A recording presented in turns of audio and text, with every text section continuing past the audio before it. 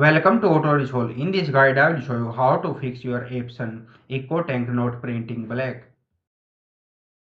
Fix 1. Check ink level and refill. Step 1. Open the printer ink tank cover. Step 2. Check the black ink level. Step 3. Refill the black ink if low or empty. Fix 2. Run printer head cleaning. Step 1. Go to your printer software on PC or the printer control panel. Step 2. Select maintenance head cleaning. Step 3. Follow instructions and repeat if necessary.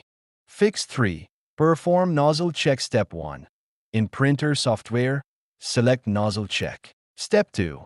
Print the test page to see if black prints correctly. Step 3. If lines are missing, run head cleaning again. Fix 4.